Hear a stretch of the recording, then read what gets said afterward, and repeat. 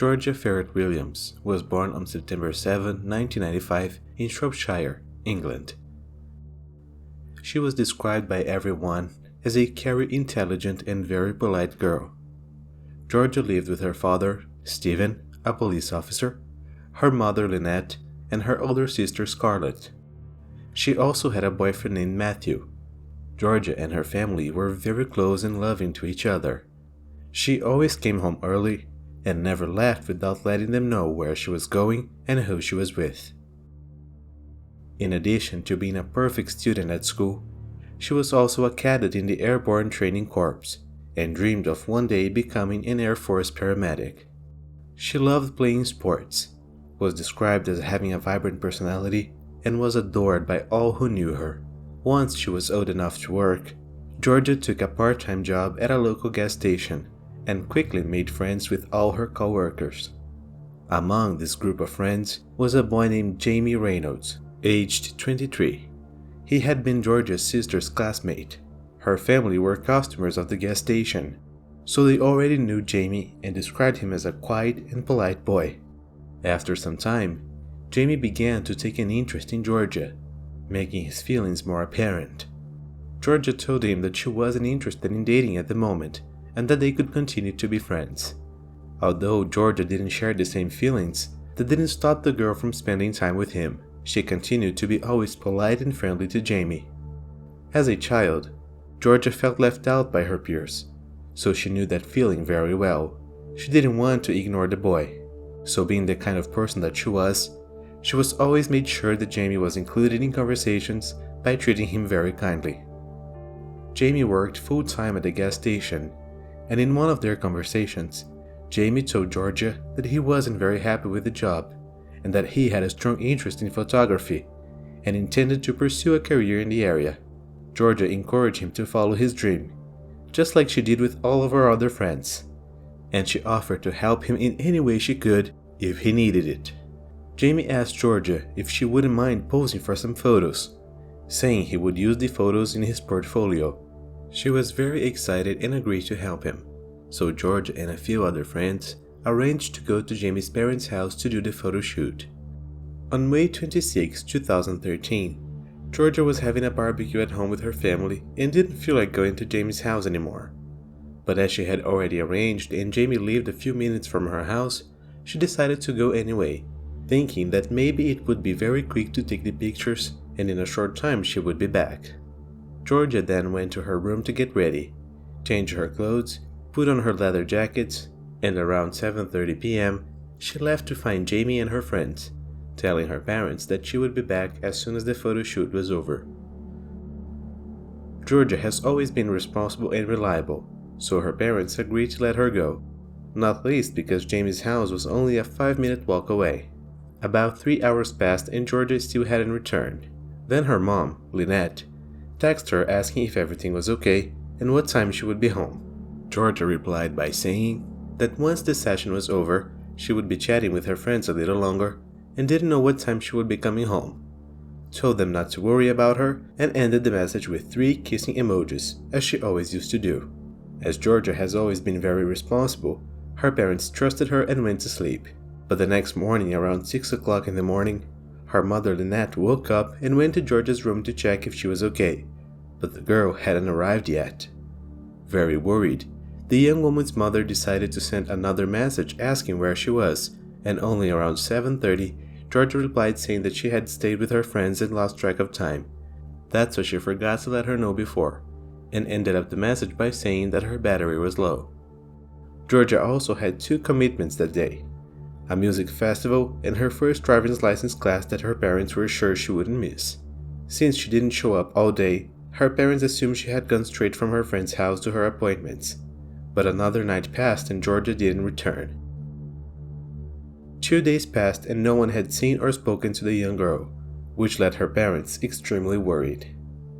Despite all this concern, at first, they thought that their daughter was having a rebellious episode and that was why she was ignoring them. They decided to look for her at the homes of friends and acquaintances, but no one knew where the girl was and they hadn't seen her for several days. So when her parents found out that she didn't even show up for her driver's license exams, which she was very excited about, they decided to inform the police about her disappearance. Her boyfriend Matthew made a desperate Facebook posting saying she was missing and begged for any information that could help to find her. Georgia's parents said everything they knew to the police, that their daughter had gone to Jamie Reynolds' house for a photo shoot. When the police checked Jamie's background, they were in for an unpleasant surprise. In 2008, when James was 17, he was accused of trying to smother a 16-year-old girl after luring her into his home on the pretext of helping him with a project. A youth mental health services team visited James' home at the time to look into the situation further, and his parents revealed that the boy had an obsession with violent adult content and choking. They also told the team that they found several disturbing photos in Jamie's rooms of girls in which he drew uniforms on them and placed balls around their necks. At the time, the team found that the boy represented a risk to society, but the police took no action and said that the case had already been resolved. In 2011, Jamie again drew attention when he purposely chased a female colleague's car after she said she didn't want to date him. The police also didn't check his situation and didn't link George's disappearance to the case that happened in 2008. After checking his history, the police decided to go to Jamie's house, but no one answered the door and there was no car in the garage either. The police managed to contact Jamie's parents who were traveling on holiday, and they didn't know where Jamie was but passed the make and plate of the boy's van. After that, a search for the van began. By checking security cameras and recognizing Jamie's license plate, police were able to verify that he had his van at a hotel nearly 300 miles away in the city of Glasgow, Scotland. In the camera images, he always appeared alone. And in the hotel parking lot, he was seen doing a quick change of clothes next to his van. Shropshire police contacted Scotland police and he was taken in for questioning. In his statement, he stated that he didn't know anything about Georgia's whereabouts, and so far, the police couldn't prove anything. Because of his history, Jamie was arrested and taken back to Shropshire for further questioning. But he chose not to cooperate with the police and would say absolutely nothing, denying all allegations.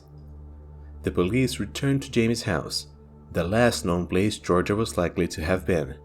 There, they found Jamie's camera, and after a brief investigation, the police found that someone had tried to wipe the memory card but failed. The photos that were on the camera showed something extremely cruel and macabre. Georgia was forced to climb onto a box with a rope around her neck, and then Jamie kicked the box, causing the girl to be hanged to death. She was photographed like this all over the house, and after he was done, he abused her dead body by photographing the entire act from start to finish. On his computer, 16,800 images and 72 videos of inappropriate and grotesque content were found. Jamie's parents said that he started consuming this type of content at the age of 14. They tried to stop him from accessing sites on this type by cutting off his Wi-Fi, but James got his own Wi-Fi without his parents knowing. They also found a notebook with 40 stories of Jamie doing terrible things to girls, including a story about Georgia, which tells exactly how they saw in the pictures. Cops believe he wrote the story before luring Georgia into his house. Despite all this discovery, Jamie pleaded not guilty. The officers took the boy into custody and later drove to Georgia's parents' home to deliver the sad news. Stephen and Lynette said that soon as they opened the door, they knew their precious daughter was no longer alive. They were extremely upset. James was charged with the crime, but he refused to say where Georgia's body was. According to Detective Hopwood, Jamie was playing with the police. The police began to formulate a timeline of Jamie's journey in the days after Georgia's disappearance, and the security cameras were instrumental in helping to find the body's location.